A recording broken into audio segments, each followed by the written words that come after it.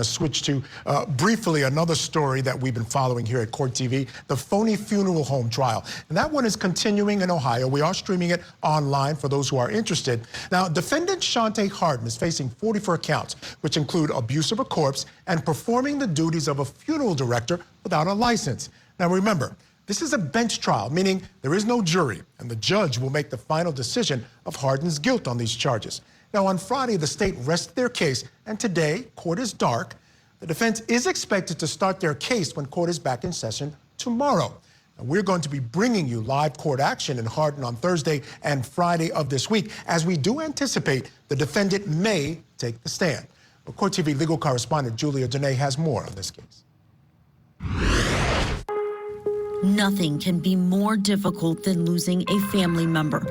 And in Ohio, the Attorney General's office says some families who sought comfort from a local pastor were met with added grief over their relatives' remains. This defendant would brazenly represent himself as a funeral director. Shante Devon Harden ran businesses for funeral services in Columbus, Toledo, Akron, and other Ohio cities. He's now facing charges that those services were illegal and being provided without a license. The 44 counts against him, filed in October and December of last year, include 9 counts of abusing a corpse, 10 counts of unlicensed funeral directing, and 1 count of failing to refrigerate a body. The body of a deceased individual must be treated with dignity and respect. And in this case, Your Honor, the evidence is going to show you that in these instances that the state will talk about, that dignity and respect was lacking. That it was lacking to such a degree, it constitutes abuse of courts.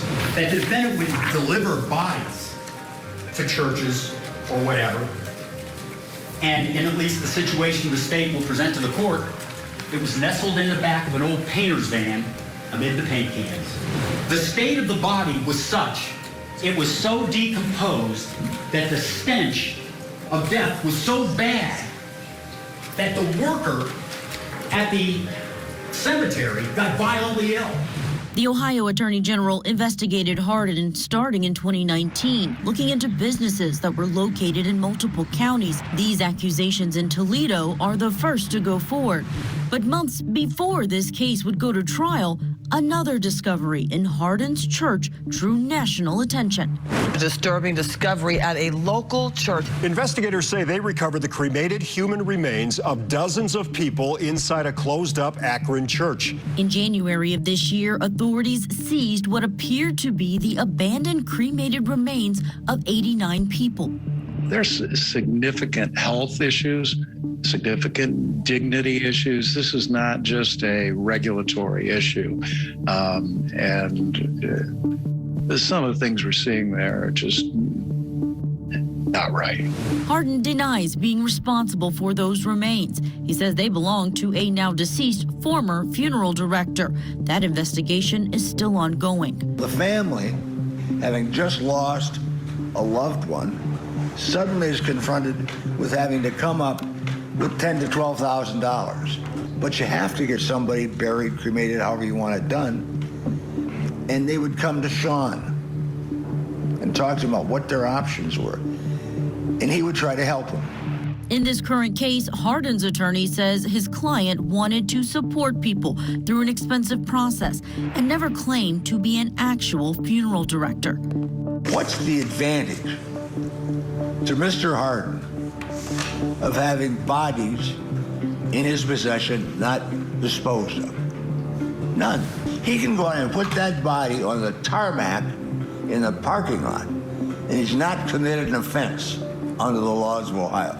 One prosecution witness, Carol King, says she paid Harden $2,000 after the death of her sister, believing he was licensed. Why did you think he was a certified or licensed funeral director?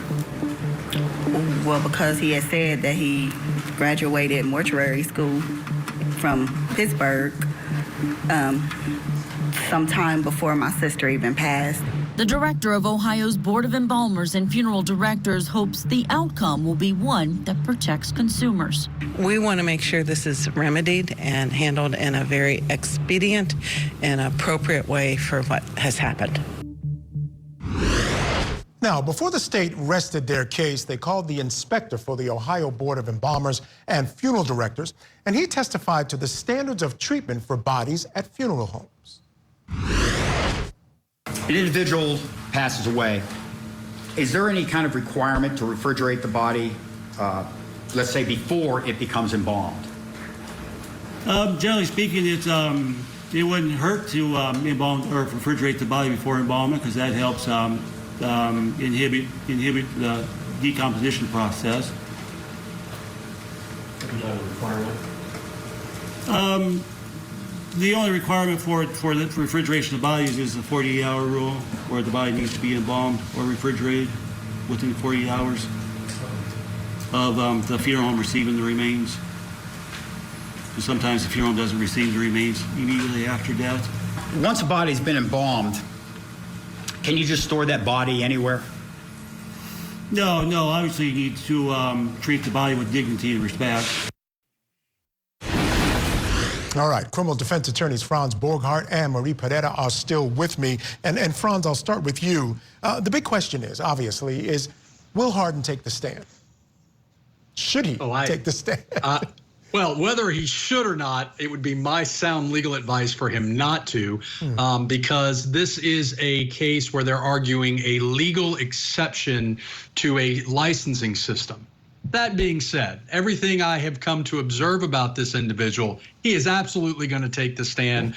Whether on advice of counsel or not, I don't think there's a way you could keep him from getting on the stand. And I think it's the only way, in fact, that he might be able to torpedo his own defense. Yeah, I would have to agree with you. He's already done like a couple of 10-minute interviews with local news, knowing that he was facing charges and people were coming after him. So he's got a lot to say. Marie, the question is, of course, I don't think he has anything to lose. Like, if there was a jury in this case, perhaps that might lead one way in terms of a decision whether to take the stand. How does it affect his decision that this is a bench trial? I don't think he has anything to lose, but I don't think he has anything to gain either, because he's presenting his case and he's at the mercy of a judge who I'm assuming embraces the law, and he broke the law. So no matter how he tries to say he was trying to help these people out by saving them money, it was against the law. And it's a good thing that they say don't take opening statements as evidence, because his attorney is borderline not telling the truth, because he's saying, oh, he just wanted to help people. He never said that he was a licensed funeral director, but there's evidence that we've seen in this case so far, websites that he had up where he claimed to be a licensed funeral director. So what is his attorney talking about here? Yeah, I mean, Franz, she makes an excellent point. I mean, there's a lot of evidence, and there's a slew of charges. And again, the more serious ones, that he stole from people, I'm not sure they even have a leg to stand on with those. People came in, they're very clear that, he did this, that, or the other thing. And I don't know if they're going to be able to fight that. But again, as you said, there are loopholes there. And so I wonder if, and I think we talked about this earlier, if you were a defense attorney, you would choose a judge because you are dealing with loopholes, which may be easier for a judge to understand. So for those charges, that was probably the right choice. So what a prosecutor will call a loophole, and as a former prosecutor, I'm viewing this as how would I convict this individual? The defense is going to call not breaking the law. They're going to say he didn't break the law. Now, I agree with Marie. I just don't like the way the optics of this case are not fantastic. So perhaps going with a judge at least, nullifies some of the emotional content that he would be facing with a jury. Talking about leaving bodies on a tarmac, I don't understand that. But I will say this, Michael. This is an industry that is not exactly sympathetic, and there is a high price to put the ones we love to rest. That is a fact. I don't think that's in dispute. And so maybe there's something to his defense of, I'm trying to be an option for those who cannot otherwise afford the rest of the market.